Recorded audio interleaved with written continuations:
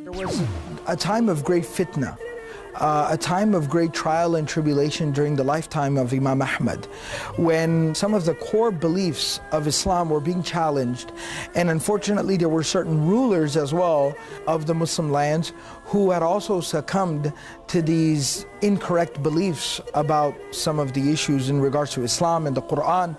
And what they decided to do was they decided to enforce their incorrect beliefs upon everyone else. So the scholars lined up to debate them, to challenge them, to state how these beliefs were incorrect.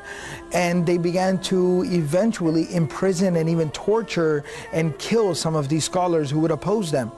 And they literally went through all the scholars till the last one left standing was none other than Imam Ahmad ibn Hanbal rahimahullah ta'ala, who was a great defender of the proper beliefs of Islam.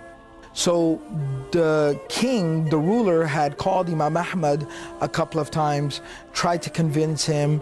Imam Ahmad had debated the people, the scholars or the intellectuals who were on the side of these incorrect beliefs, and he had defeated all of them in their debates. He had presented counter evidences and made them speechless. They had no response to him.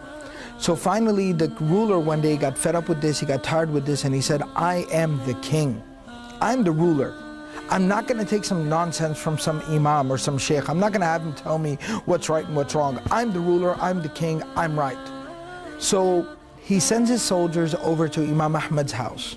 And he says, I want you to chain him up, tie him up like a prisoner.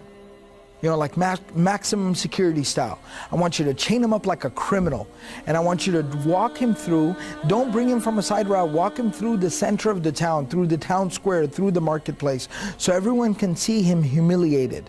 And then I want you to bring him here, and then we will lash him, and we will torture him, and we will punish him until he does not concede. So Imam Ahmad ibn Hanbal is now chained, and he's being brought through the town, and everyone's gathered around, everyone's watching, everyone's looking, everyone's gawking, you know, shocked and surprised at what's happening. And Imam Ahmad rahimahullah says, I started to think to myself, Ahmad, what are you doing to yourself? What are you doing to yourself? You're humiliating yourself. You're embarrassing yourself.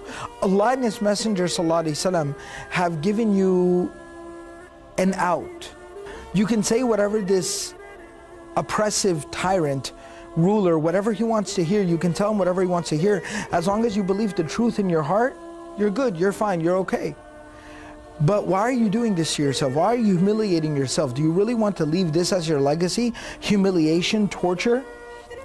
And then he says, as I was thinking this to myself, I felt somebody tugging on my clothes, like my shirt, from behind me. And he said, I turned around, and it was a young man.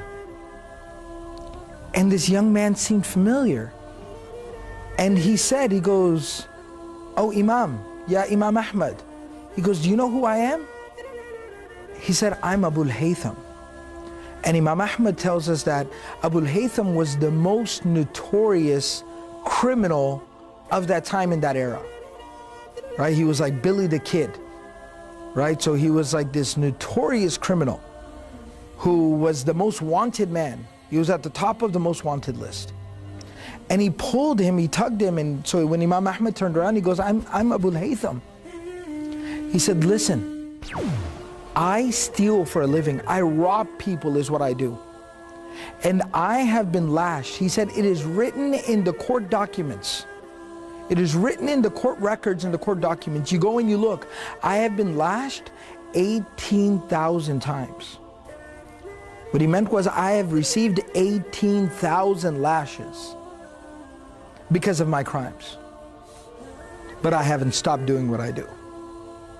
He said, I serve shaitan for the sake of the dunya. I obey shaitan. I listen to what shaitan tells me to do for the sake of material worldly gain.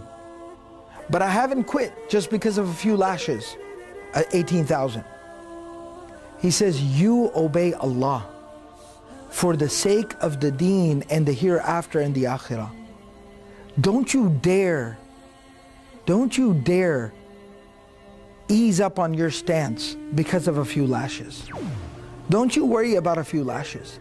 I didn't give up robbing people, doing bad things because of lashes. Don't you dare give up a good thing because of lashes. And he said these words to me and he let my shirt go. And the soldiers dragged me on. And that was the last time I ever saw him. But Imam Ahmad said, when he said those words to me, it lit a fire inside of me. And I said, I don't care what they're going to do to me, but I'm going to stand firm. And that's exactly what Imam Ahmad did.